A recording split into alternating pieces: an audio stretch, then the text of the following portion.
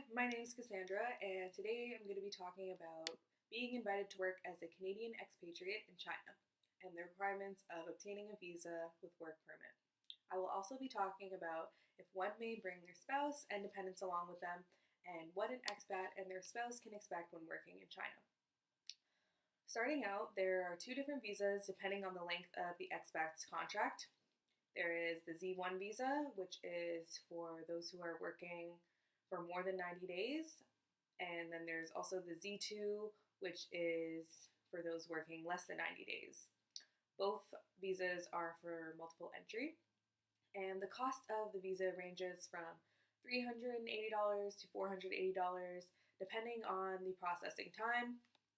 And the longest it takes to process is up to 4 business days. To get accepted for the visa, one must provide the invitation letter by the Chinese organization that they will be working for. They will also have to provide their passport that has 6 months validity before expiration, and it should also have 2 blank pages left with no physical damages on the passport. And they also need to fill out a visa application accurately with no mistakes, and attached to the application should be a recent passport photo from within the last 6 months and should have a date stamp on the back. They also need to provide the work permit to support the application, and one example of this is the foreigner's work permit issued by the Ministry of HR and Social Security of PRC. With this visa, a worker has the ability to stay for up to 90 days. However, once they arrive in China, they are required to hold a valid residence permit if they are planning to remain in China for longer. Foreigners intending to live in China that obtain the residence permit would be valid from between 90 days to up to 5 years. And if they want to bring along their spouse or common law or same-sex partner to accompany them on the assignment, this is permitted. However, if they do want to work, they have to apply for their own work visa once they've arrived in China. But they are only allowed to be covered under their spouse, for the trailing spouse visa, if they are legally married or cohabitating with a child together. As for limitations or issues that would arise while working in China, some things to think about are language.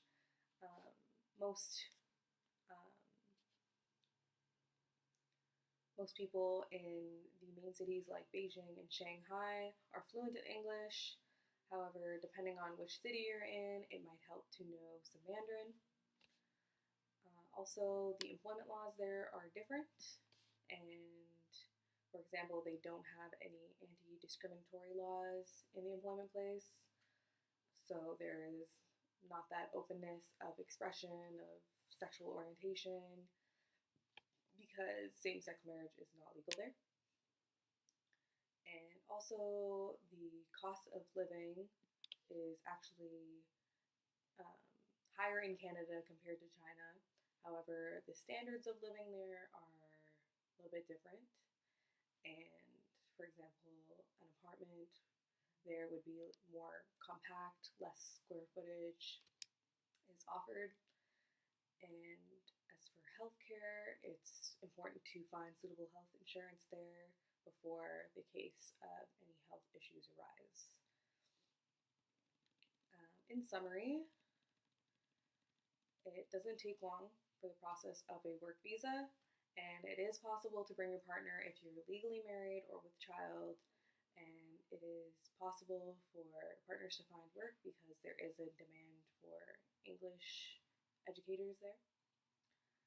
And also there is actually a large community of expats in China that are working in different fields, and this is what that they can expect on their assignment. Overall, it's a great learning experience for one's development in their career and also a great learning experience culturally. Thank you for watching.